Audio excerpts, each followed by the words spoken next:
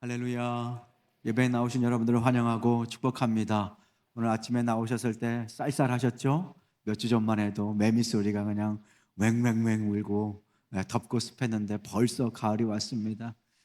우리 앞뒤 좌우 형제자매들과 이 열매 맺는 가을, 하나님께서 큰 은혜 주시기를 바라면서 활짝 웃으시면서 이렇게 한번 인사했으면 좋겠습니다. 풍성한 열매 맺는 가을이 됩시다. 인사하겠습니다. 풍성한 열매 맺는 가을이 됩시다. 올 가을에는 기도의 열매, 섬김의 열매, 사랑의 열매, 흘린 땀방울의 열매를 맺는 여러분 되시기를 주님의 이름으로 축복합니다. 오늘 다니엘 시리즈 계속되고 있습니다. 다니엘 기도회 11월 1일 토요일부터 시작되는데 한국교회가 깨어서 기도해야 된다라는 생각, 부담감을 주셨어요. 저부터 깨어서 기도해야 되겠구나. 한국교회 또 우리 승영교회가 이 기도에 동참해야 되겠구나. 나라와 민족을 위해서. 그러면서 다니엘 말씀을 함께 나누고 있습니다. 다니엘은 하나님께서 세우신 세속의 도시, 하나님을 부정하는 도시 바벨론 한복판에서 살아계신 하나님을 위해서 믿음의 싸움, 신앙의 싸움을 싸웠던 하나님 손에 붙잡힌 일꾼이었습니다. 다니엘 말씀을 계속 읽는 도중에 늘 우리 마음 가운데 드는 질문은 무엇입니까? 누가 이 세상의 진정한 왕이신가? 다니엘은 이것을 세상 가운데 선포했습니다. 누가 이 땅의 진정한 통치자이신가? 누가 세상을 다스리시는 진짜 왕이신가? 우리도 다니엘과 똑같이 이 세상 세속의 도시 가운데 다니엘과 똑같은 믿음의 싸움, 신앙의 싸움, 누가 왕이신가의 싸움을 싸우고 있습니다. 누가 왕이신가에 대한 질문은 세계관으로 이어집니다. 세계관이 무엇입니까? 세상을 보는 기준과 관점입니다. 내가 세상을 어떻게 보느냐가 바로 누가 왕이신가를 결정합니다. 이 세상의 가치관은 이념이 되고 때로는 문화가 됩니다. 그리고 가치관으로 이어집니다. 여러분들, 세상을 어떻게 보느냐, 이 세계관에 따라서 가치관이 결정이 됩니다. 가치관이 무엇입니까? 무엇이 옳고 그르냐, 무엇이 선하고 아름다우냐가 가치관입니다. 이 가치관이 바로 세계관, 누가 왕이시냐에 대한 답으로부터 결정되는 것입니다. 이 세계관을 통해서 가치관이 결정되고요, 이 가치관을 통해서 제도가 만들어집니다. 법과 사회, 경제와 교육, 관습과 여러 가지 문화가 어디에서 만들어집니까? 이 세계관에서 만들어지는 것입니다. 그래서 예수님 믿는 가정, 예수님을 따르는 가정과 그렇지 않은 가정은 세계관과 가치관이 틀려요. 그러니 그 가정의 문화가 틀립니다. 명절에 무엇을 하는지, 명절을 어떻게 보내는지 그 가정의 가풍이 틀려지는 것이죠. 지금도 다니엘과 같은 전쟁, 세계관의 전쟁이 계속되고 있습니다. 여러분들의 왕은 누구십니까? 여러분들의 삶을 누가 다스리고 계십니까? 하나님을 거부하는 세계관이 있습니다. 유물론적 세계관입니다. 하나님 없이 태초에 그냥 물질이 생겨났다. 우연으로 만들어진 그 물질의 우연의 우연을 거듭하여 세상이 만들어졌다. 그 가운데 사람도 물질의 조합으로 아무런 목적 없이 만들어졌다. 유물론적 세계관, 하나님을 거부하는 물질이 신이 된 세계관입니다. 여러분들은 어때요? 이 말만 들어도 살맛이 떨어지지 않습니까? 우리가 우연이라니, 목적이 없다니. 이 유물론적 세계관은 사회 전체를 물질의 구성체로 봅니다. 거기에서 구조주의 철학이 나오고 사회 구성체론이 나옵니다. 이렇게 유물론적 세계관은 사회에 여러 가지 구성체가 있다. 남자와 여자가 있고 자본가와 노동자가 있고 지배자와 피지배자가 있다. 이 물질의 세계관, 이 나눔을 파괴하고 그리고 이 나눔이 이루어지지 않도록 그것을 아예 없애야 된다라고 하는 것이 바로 유물론적 세계관입니다. 이 나눔과 이 가치를 파괴할 때 구원이 임할 것이고 유토피아를 만들 수 있다. 무엇입니까? 바로 공산주의 이데올로기입니다. 그래서 이 사람들이 얘기하는 것은 무엇입니까? 이 부르주아들, 자본가들을 숙청하고 집단 노동을 하는 것이, 공산주의를 이루는 것이 유토피아를 만드는 길이다 라고 이야기합니다. 그러면서 남자와 여자를 구분하지 말아야 된다. 여자를 착취하는 그 남자에게로부터 여자를 구원해 내야 된다. 거기서 페미니즘이 나옵니다. 거기서 사회주의가 나옵니다. 남자와 여자를 구별하지 말고 가정의 체제 안에서 학대받는 여자를 구출해내자. 바로 이렇게 함께 이어지는 거예요. 그러면서 이제는 어떻게 됩니까? 남자와 여자 자체를 구별하지 말라. 마음대로 남자 여자 부르지 말라. 지난주에도 말씀을 드렸죠. 한 선생님께서 잘했다 얘들아, good job girls 이렇게 얘기했다고 고소를 당했잖아요. 남자와 여자를 구별하는 그 자체도 폭력과 학대라고 주장합니다. 그러면서 그 모든 사상의 배경의 중심에 무엇이 있다고 합니까? 기독교, 바로 교회가 있다라고 얘기합니다.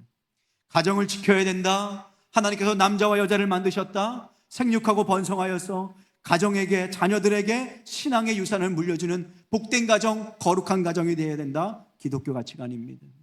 하나님께서 개인에게 자유를 주셨다. 달란트를 주셨다. 마음껏 일하면서 그 얻은 가치를 본인 스스로 누리고 그리고 나누는 것을 허락한 그 하나님께서 주시는 인권, 바로 기독교 세계관입니다. 하나님께서 남자와 여자를 그분의 형상대로 지으셨다. 그렇기 때문에 남자도 거룩하고 여자도 동일하게 거룩하다. 그래서 하나님께서 지으신 이 아름다운 세계를 다스리고 경영해야 된다. 기독교 가치관입니다.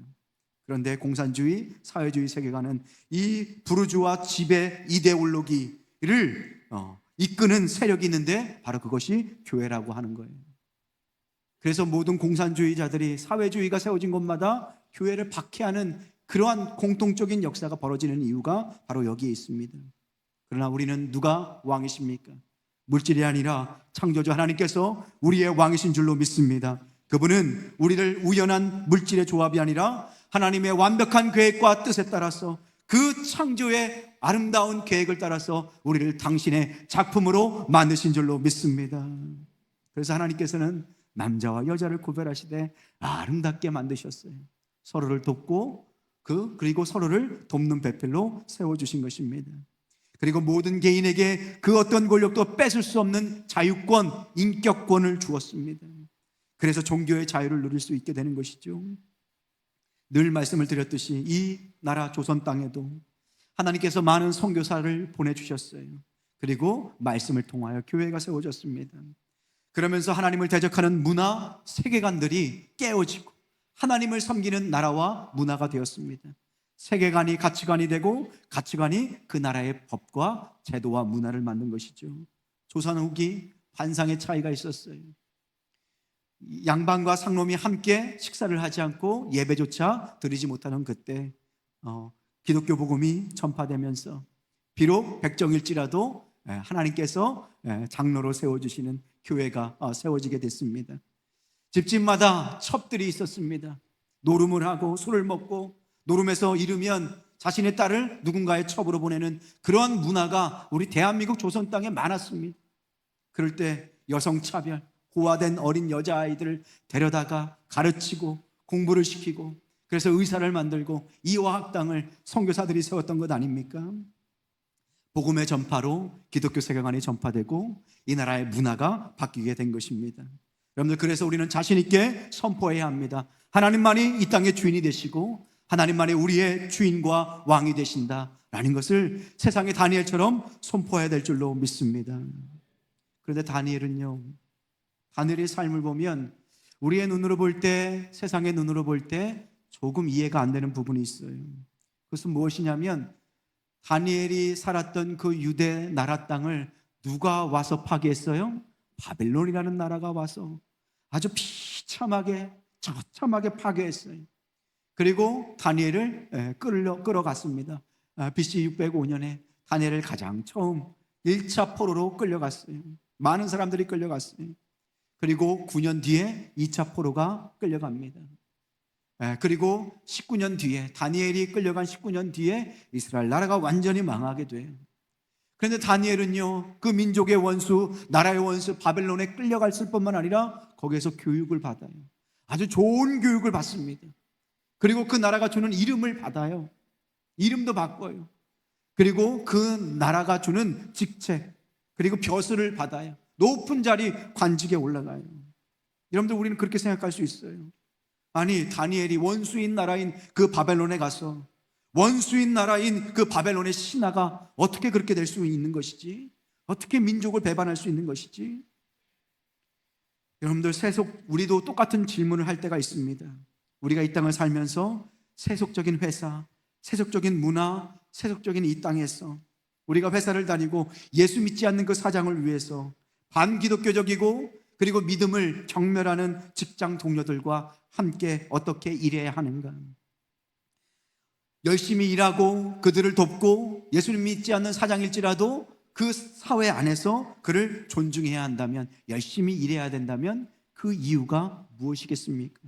반대로 우리는 그들과 함께 할 수 없다, 우리는 홀로 따로 살아야 된다라고 혹시 생각하는 분이 계신다면 그 이유와 성경적인 근거는 무엇일까요?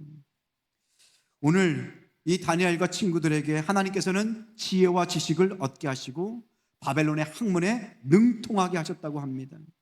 충격적이죠. 어떻게 하나님께서 그들에게 지혜를 주셨을까? 그들은 민족의 배신자가 아닌가? 어떻게 민족인 원수인 그 나라에 가서 공부도 하고 어떻게 관직에 오를 수 있을까?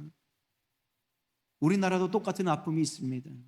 그쵸? 일제치하에서 부역했던 사람들 다 찾아서 민족의 반역자들을 죽여야 된다, 혈안이 되어 있는 사람도 있어요.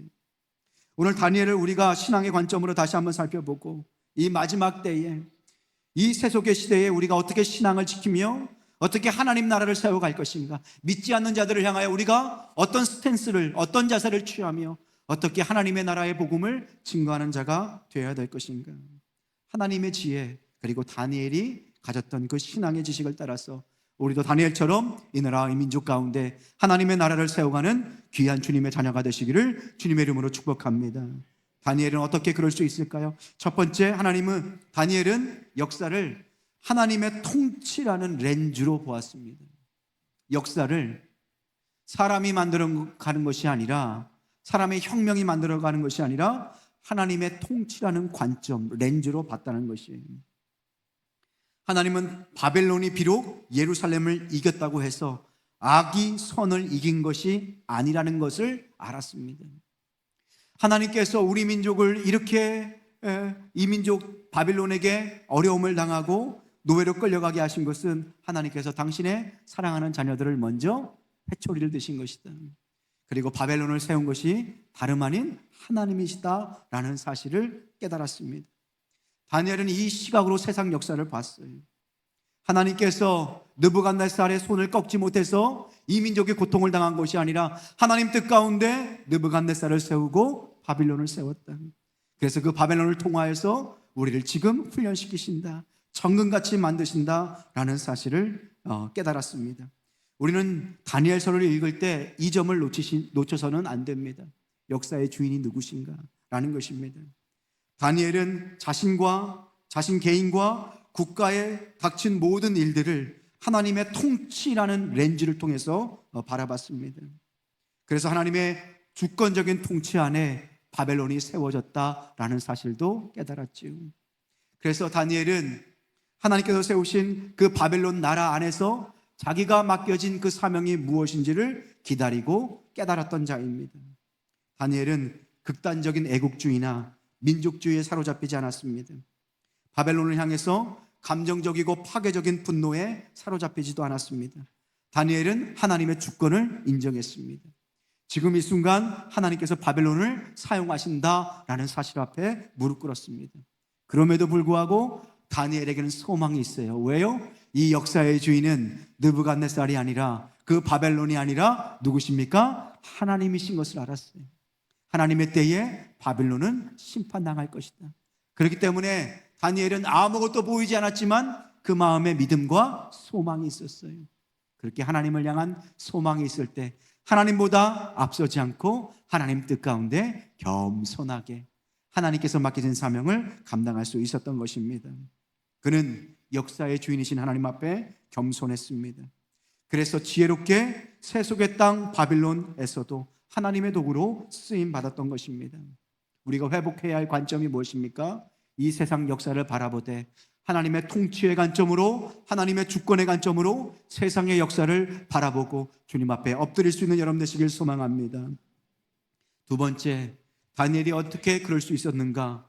하나님께서 자신을 그곳에 보내셨다는 사명을 알았습니다. 우연히 없으신 하나님께서 다니엘을 당신의 필연을 통해서, 당신의 주권을 통해서 그 바벨론 땅에 보내셨다, 파송하셨다라는 것을 다니엘은 깨달았어요. 자신을 하나님께서 살려주시고, 그리고 그 바벨론 땅에서 교육을 받게 하시고, 그리고 그곳에서 관직을 얻게 하셨다라는 것이 하나님 주신 사명임을 깨달았다는 것입니다. 다니엘은 유대 국가가 망하기 전에 10대 시절을 보냈어요. 거기서. 그래서 10대 시절은 거기에서 예배도 드리고 말씀도 배웠습니다. 그리고 15세쯤에 그렇게 노예로 그렇게 이방 땅에 가게 된 것이죠. 그런데 그가 10대 시절에 30살쯤 되는 한 선지자가 나타났습니다. 예레미야라는 선지자예요. 그가 유대 땅에 대해서 막 예언을 하는데 그때 당시는 귀 기울여 듣지 않았어요. 그런데 이방 땅에 가서 그 말이, 그 예언이 사실이라는 것을 깨달은 것이죠. 그 말씀이 무엇입니까? 예레미야서 29장 5절과 7절 말씀입니다. 너희는 집을 짓고 거기서 살며, 거기가 어딜까요? 바벨론 땅이. 텃밭을 만들고 그 열매를 먹으라. 6절 말씀, 아내를 맞이하여 자녀를 낳으며 너희 아들이 아내를 맞이하며 너희 딸이 남편을 맞아 그들로 자녀를 낳게 하며 너희가 거기에서, 거기가 어디예요? 바벨론 땅이 번성하고 줄어들지 아니하게 하라. 7절 말씀 우리 함께 읽겠습니다. 시작. 너희는 내가 사로잡혀 가게 한 그 성읍의 평안을 구하고 그를 위하여 여호와께 기도하라. 이는 그 성읍이 평안함으로 너희도 평안할 것임이라. 아멘. 그 성읍이 어떤 성읍일까요? 바벨론 성읍이에요. 그리고 그를 위해서 기도하래요. 그가 누굴까요? 바벨론의 왕 느부갓네살이에요. 한번 보세요. 다니엘은 10세 시절에 30살쯤 되는 예레미야가 하는 이 피의 예언을 들었습니다. 그리고 다니엘은 그 바벨론에서 깨달았어요. 더욱 깊이 깨달았어요. 무엇이에요? 하나님께서 우리를 바벨론으로 보내셨다. 바벨론을 세우신 분도 하나님이시고, 전쟁 통해서 우리를 살려주셔서 거기에서 교육받게 하시고, 그리고 그곳으로 파송하신 분도 누구시다? 하나님이시다라는 것이에요. 다니엘은 바로 이것을 알았습니다. 바벨론에도 누군가가 가서 하나님의 복음을 전해야 하고, 누가 진정한 왕이신지를 전해야 했습니다. 그것을 위해서 택함받은 자가 누구입니까? 바로 다니엘이었던 것이에요. 다니엘은 이 사명을 깨달았습니다. 하나님께서 나를 그곳에 파송하신 것을 알았습니다. 비록 자발적이지는 않았을지라도 하나님께서는 다니엘을 선교사로 파송하신 것입니다. 그곳에서 다니엘은 평생을 선교자의 삶을 살아요. 하나님을 증거하도록 합니다. 모든 왕들이, 왕조는 바뀌어도 그 왕들은 달라질지라도 다니엘을 통해서 하나님의 살아계심을 보게 된 것을 우리가 말씀을 통해서 확인하게 됩니다. 사랑하는 성도 여러분, 제가 여러분들께 여쭙겠습니다. 여러분들의 선교지는 어디입니까? 우리는 세계 열방 나가야 합니다. 그러나 요즘 통계에 보면 청소년들 복음화율이 3%라고 그래요. 중고등부 아이들, 유초등부 아이들 100명 중에 3명만이 교회에 간다라는 것입니다. 충격적이에요. 우리가 다음 세대가 선교지가 되었습니다. 여러분의 일터는 어떻습니까? 여러분들의 일하는 일터, 사람들 어떻습니까? 하나님께서 여러분들을 파송하셨음을, 보내셨음을 믿음으로 인정하고 계십니까? 우리의 가정, 믿지 않는 남편, 아내, 부모나 자녀, 하나님께서 바벨론으로 우리를 보내시는 이유는 우리가 그곳에서 다니엘이 되도록, 그곳에서 주의 복음을 선포하도록 우리를 보내신 줄로 믿습니다. 그래서 우리의 학교와 일터와 가정과 사회 한복판이 바로 땅끝이고 선교지가 돼야 되는 것입니다. 다니엘은 알았습니다. 자기 스스로 역사를 판단하지 않았어요. 바벨론을 향하여 하나님께서 주시는 마음을 깨달았어요. 첫 번째 뭐라 그랬어요? 역사를 하나님의 렌즈의 관점으로 봤어요. 두 번째, 바벨론을 향하여 하나님께서 나를 파송하셨다. 그래서 거기에서 공부할 수 있었어요. 그래서 원수의 땅에서 그 원수의 왕이 주는 그 벼슬을 받고 거기에서 사명을 감당했던 것입니다. 여러분들, 만일 다니엘이 이와는 반대로 그 원수의 나라, 그 증오하는 그 나라에 가서 내가 살 수 없다, 만약 모든 삶을 거부하고 그 나라와 분리되었더라면 바벨론 안에서 누가 하나님을 증거할 수 있었겠습니까? 그 이스라엘이 나중에 70년 뒤에 고국으로 돌아오는 그 모든 역사의 순간과 과정들을 누구의 손을 통해서 이룰 수 있었겠습니까? 그래서 하나님께서는 다니엘을 보내신 것입니다. 우리도 이와 같이 세상에 살지만 세상과 분리되어서 살 수는 없습니다. 그렇다고 세상과 완전히 동화되어 순응해서 살 수도 없는 것입니다. 우리는 기억해야 합니다. 우리는 세상 가운데 파송되어 세상 속에서 살지만 세상에 속하지 않은 하나님의 자녀들인 줄로 믿습니다. 세상에 있지만 세상에 속하지 않은 자, 이 세상 세속적인 나라가 만약에 물이라면 우리는 배가 되어서 그 죄의 물이 우리 안으로 들어올 수 없지만 우리는 창파에 믿음의 배를 띄어 하나님의 복음의 기치를 높이 들고 세상 가운데 하나님의 나라와 생명의 복음을 증거하는 하나님의 자녀로 쓰임받는 여러분 되시기를 소망합니다. 그렇다면 우리가 이 땅 가운데 살아갈 때에 다니엘은 어떻게 자기의 정체성을 지켰는가? 어떻게 믿음의 선한 싸움을 그렇게 능력 있게 싸울 수 있었는가? 승리할 수 있었는가? 우리가 다니엘을 통해서 몇 가지 배우고자 합니다. 다니엘은 3가지를 거부했고 1가지를 받아들였습니다. 세 가지를 거부한 것이 세 가지를 받아들인 것이 무엇일까요? 바로 첫 번째, 바벨론이라는 나라를 받아들였습니다. 여러분들 아시다시피 바벨론이라는 나라는 어떤 나라예요? 원수의 나라예요. 철천지 원수, 피 맺힌 복수를 해야 할 나라였습니다. 그런데 다니엘은 그 바벨론이라는 나라를 받아들였어요. 왜요? 역사를 하나님의 통치라는 렌즈로 봤기 때문입니다. 바벨론은 이스라엘의 원수의 나라입니다. 자기의 부모도, 다니엘의 부모도 어쩌면 그 전쟁통에 죽었을 수도 있습니다. 그런데 하나님께서는 다니엘을 살려주시고 거기에서 교육받게 하셨습니다. 다니엘은 이를 악물고 하나님의 뜻을 받아들였어요. 얼마나 힘들었을까요? 얼마나 힘들고 고통스러웠을까요? 그러나 하나님의 주권을 인정해 드렸습니다. 우리도 마찬가지입니다. 일제치하에 여러 가지 어려움을 겪고 있었지만 우리 나라의 독립을 위해서 애쓴 분들이 계시죠. 그러면 다니엘은 어떻게 이 원수의 나라, 이 피 맺힌 복수를 해도 시원치 않을 이 바벨론인 나라를 하나님의 통치와 주권 안에 받아들일 수 있었을까요? 그것은 저는 말씀을 묵상하면서 다니엘은 분명 이 바벨론을 선교적인 관점으로 바라봤을 거라 생각이 들었습니다. 우리나라도 마찬가지죠. 저 중국과 일본에 얼마나 많은 상처가 있습니까? 그럼에도 불구하고 우리는 일본에도 선교사님을 보내고, 그리고 저 중국에도 선교사님을 보냅니다. 요즘 프랑스, 영국도 선교사를 보내야 하는 나라가 되어버렸어요. 여러분들 보세요. 역사의 아픔을 생각하면 정말 이를 갈고 복수에 복수를 해도 부족한 나라들 아닙니까? 그런데 우리가 그 나라를 선교의 관점으로 바라보는 거예요. 그러면 그 모든 아픔과 슬픔 가운데서도 그 민족을 어떻게 할 수 있어요? 품을 수 있어요.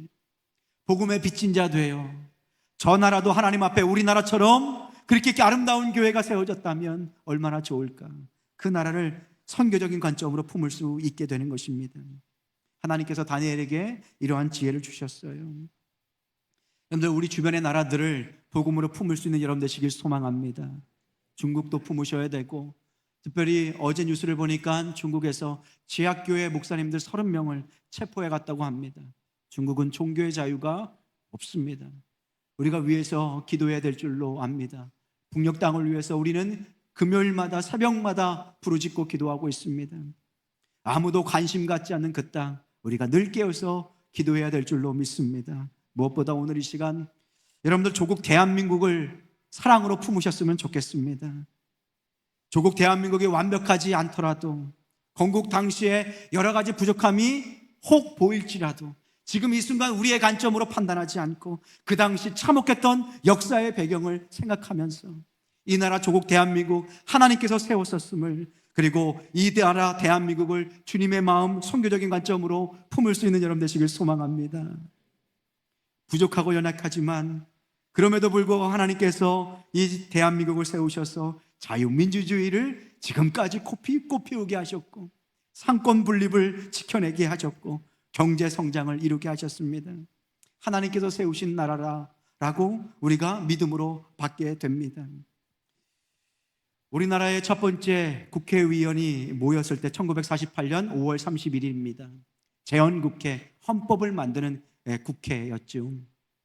그때 이승만은 아직 대통령이 되지도 못했습니다. 미국도 반대했고 소련도 반대했고 북한은 더더욱 반대했습니다. 그러니 좋아하는 사람이 없었습니다. 그런데 임시의장이 되어서 재헌국회 처음 모였습니다. 1948년 5월 31일. 그때 국회의원 중에 한 분이 목사님이셨어요. 이윤영 목사님, 감리교 목사님이었습니다. 미리 준비된 것이 아니었어요. 그렇게 나라의 헌법, 나라의 틀을 처음 만드는 그 역사적인 순간에 그 이승만 임시의장이 목사님, 우리 기도로 시작하는 것이 어떻겠습니까? 주변 사람들에게 물었습니다. 그렇게 해도 되겠습니까? 모든 사람이 좋다고 그랬어요. 거기에는 불신자들도 있었을 텐데. 그래서 국회 처음 모임에서 기도로 눈물로 시작했던 나라가 이 나라 대한민국 아닙니까? 선교사의 수많은 피 위에, 그리고 한국교회의 눈물의 기도 위에 이 나라가 지금까지 하나님의 은혜 가운데 서게 된 줄로 믿습니다. 이 나라가 처음 시작할 때 부족한 점이 있더라도 조국 대한민국을, 그 출발을 신앙 안에서 인정하고 품을 수 있는 여러분 되시길 소망합니다. 나라와 민족을 위해서 기도해야 할 때입니다. 우리가 이 땅에 다니엘로 세워진 하나님의 파송된 선교사인 줄로 믿습니다. 다니엘은 바벨론을 인정했어요. 두 번째, 바벨론의 학문을 배우고 습득했습니다.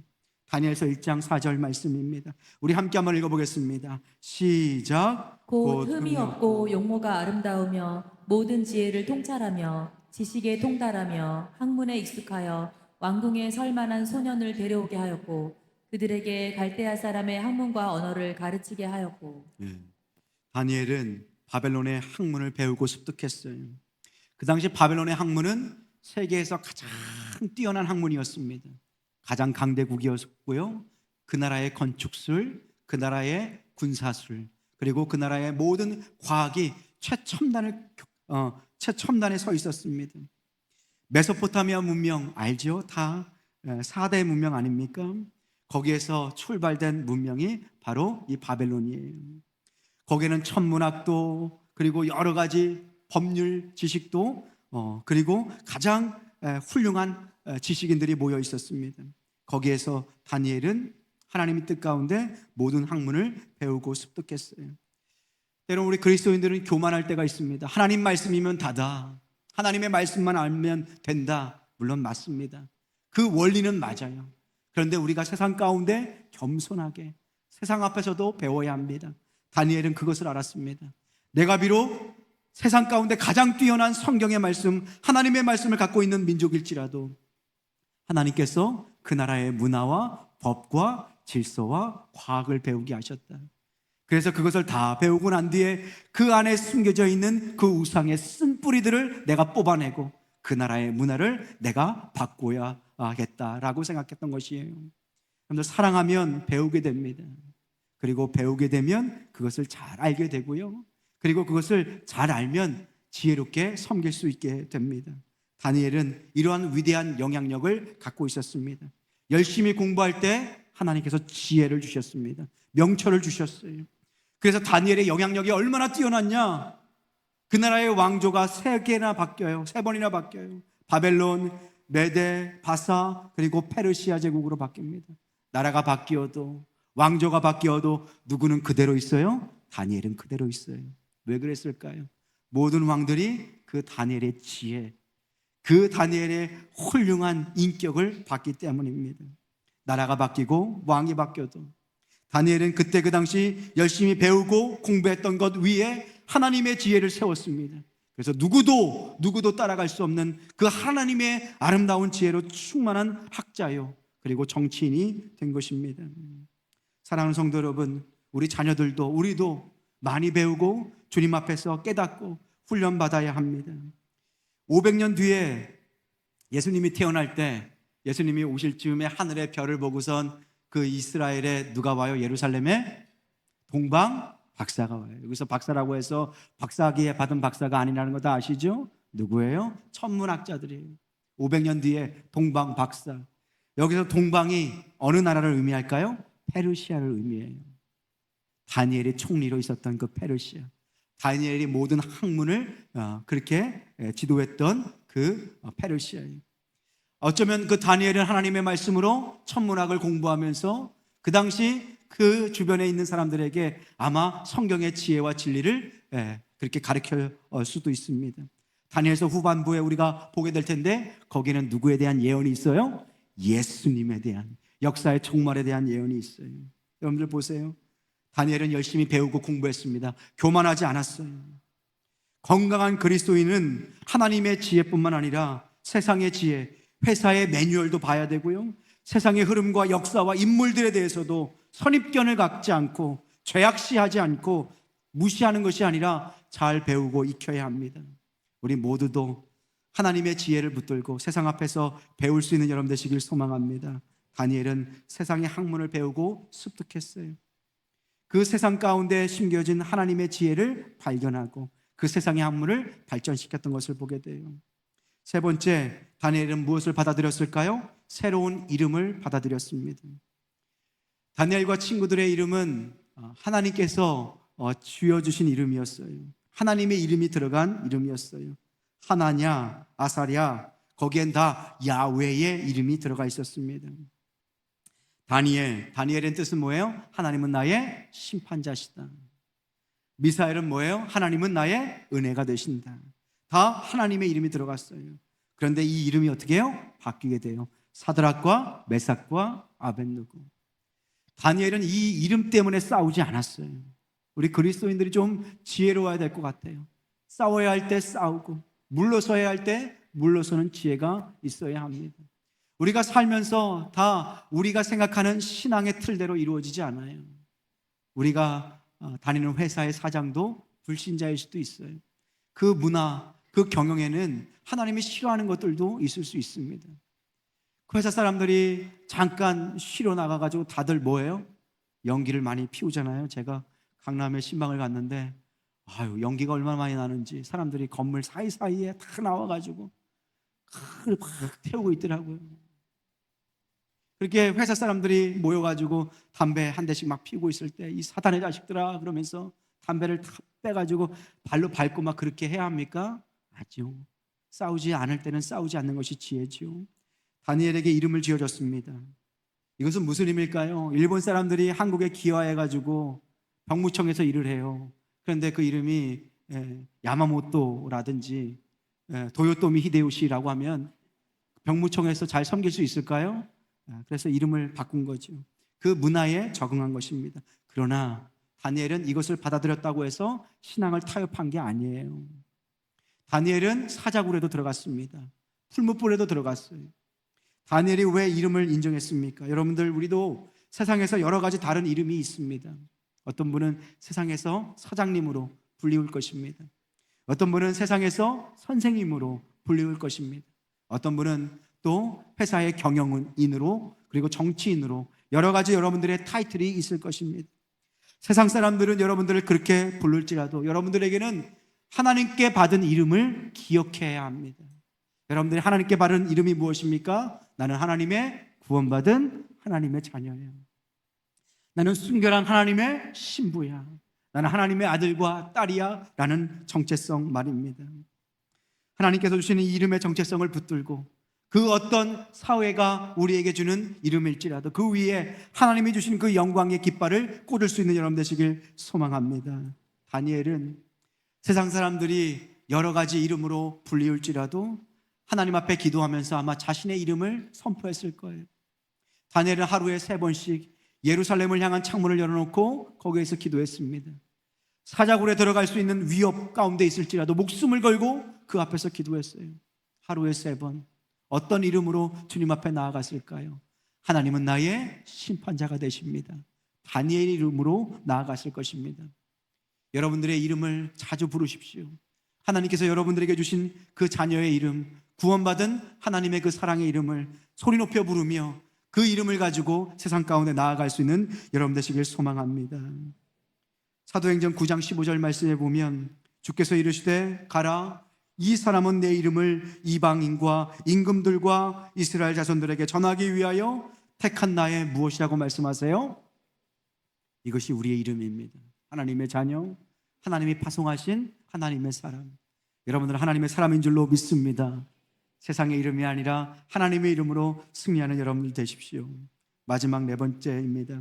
다니엘은 다른 것을 다 받아들였지만 한 가지만은 거부했습니다. 그것이 무엇입니까? 다니엘은 뜻을 정하였어. 왕이 주는 음식을 먹지 않았습니다. 다니엘서 1장 8절 말씀입니다. 우리 함께 한 목소리 한번 읽어보겠습니다. 시작. 다니엘은 뜻을 정하여 왕의 음식과 그가 마시는 포도주로 자기를 더럽히지 아니하리라 하고 자기를 더럽히지 아니하도록 환관장에게 구하니. 다니엘은 뜻을 정했습니다. 마음에 가드라인을 쳤어요. 이것만은 내가 할 수 없다라고 영적인 마지노선을 세웠습니다. 바벨론을 받아들였어요. 거기서 열심히 공부했습니다. 세상 학문을 다 알도록 공부했어요. 그리고 그 세상에 주는 직책도 받아들였습니다. 그런데 뜻을 정했어요. 무엇을 받아들이지 않았습니까? 왕이 주는 음식과 포도주를 먹지 않았어요. 왕이 주는 음식과 포도주는 무엇일까요? 몇 가지 의미가 있지만 첫 번째로 왕이 주는 음식은 그 당시에 음식을 먹는 문화는 먼저 그 나라가 섬기는 신 앞에 제사를 지내고 음식을 먹게 됩니다. 왕의 음식과 포도주를 먹는다는 것은 그 전에 무엇을 한다는 뜻이에요? 우상 앞에 절한다는 뜻이에요. 다른 건 다 받아들여도 다니엘이 목숨을 걸고 받아들이지 않은 것이 무엇입니까? 하나님이 아니라 우상 앞에 절하는 것입니다. 우상 앞에 나는 절할 수 없다. 타협하지 않았어요. 믿음의 기치를 분명하게 지켰습니다. 왕이 주는 음식과 포도주로, 여기 보니까 자기를 더럽히지 않았다. 우리는 늘 남을 깨끗게 하려고 그러잖아요. 근데 다니엘은 어디부터 시작했어요? 자기를 거룩하게 지키는 것부터. 왕에게, 신에게, 다른 우상에게 무릎 꿇지 않는 것부터 시작된 것입니다. 두 번째, 왕의 음식은 무엇이냐면 나의 목숨줄을 누가 붙들고 있다? 왕이 붙들고 있다는 것입니다. 세상 사람들은 왕의 식탁에서 먹는 것을 영광으로 생각했습니다. 한 번이라도 내가 거기에서 먹는다면 왕이 나의 생명을 붙잡아 줄 텐데, 내가 부귀영화를 누리게 될 텐데 그 자리에 앉고 싶었어요. 어떻게 해서든 그 자리에 서고 싶었습니다. 왕의 식탁에 앉는 것은 그런 의미입니다. 왕이 내 목숨줄을 붙잡고 있다. 그런데 다니엘은 결단했어요. 뜻을 확고하게 세웠어요. 죽으면 죽을지언정 내가 우상 앞에 절하지 않을 것이다. 나의 왕은 오직 하나님 한 분뿐이시다. 하나님만이 나의 왕 중에 왕이 되신다. 느부갓네살, 세상을 호령하는 제국의 왕일지라도 나의 목숨줄은 누가 붙들고 계신다? 하나님께서 붙들고 계신다. 여러분들 회사를 다니고 또 회사를 경영하고 또 직장에 다니시는 분들, 사장의 말, 회장의 말이 얼마나 추상과 같습니까? 나의 목숨줄을 붙잡고 있잖아요. 그런데 여러분들 정말로 회사에서 충성하시고요, 성실하셨으면 좋겠어요. 회사의 사장님 그리고 회장님, 내가 있음으로 기쁨이 되도록 열심히 노력하셨으면 좋겠어요. 다니엘처럼 그 나라 바빌론을 받아들이고 직책도 성실하게 수행하고 열심히 배워서 사회에 도움이 되는 사람이 되어야 됩니다. 그러나 나의 목숨줄, 나의 생명줄은 사장이 아니라, 사람이 아니라 하나님이 붙들고 계신다. 하나님이 나의 삶의 주인이 되신다. 나의 왕은 오직 하나님이시다. 고백할 수 있는 여러분 되시길 소망합니다. 믿음의 결단을 내리셔야 합니다. 여러분의 생명줄 누가 붙들고 계십니까? 여러분들의 삶과 죽음, 여러분들의 성공과 실패 누가 붙들고 계십니까? 하나님이 붙들고 계십니다. 이것에 대한 선언이 있어야 합니다. 하나님께서 다니엘을 그때 사용하셨습니다. 다니엘을 통하여 진정한 왕이 누구신지를, 그 왕이 흐르고 바뀔지라도 모든 왕들은 다니엘을 섬기는 하나님을 알았습니다. 저 다니엘은 나에게 정말 신실하고 정말로 빼앗기지 않았으면 하는 신하다. 다리오 왕이 그렇게 죽을 위기에 사자굴에 빠진 그 다니엘을 살리기 위해서 밤새도록 고민하다가 그 신하들의 성화에 못 미쳐가지고 결국 사자굴에 던졌잖아요.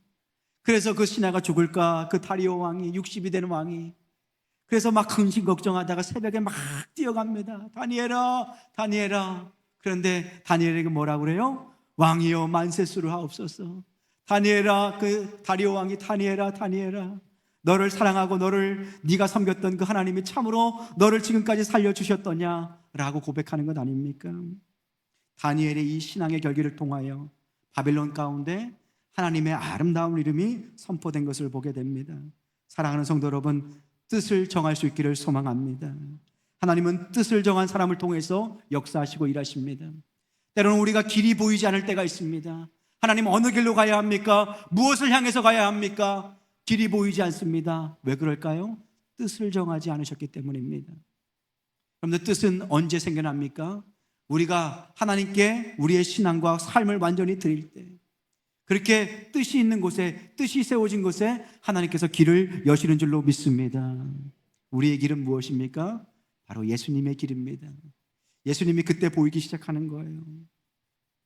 우리가 살면서 여러 가지 어려움이 있습니다. 근심과 걱정이 있어요. 그럴 때 하나님께 막 기도하잖아요.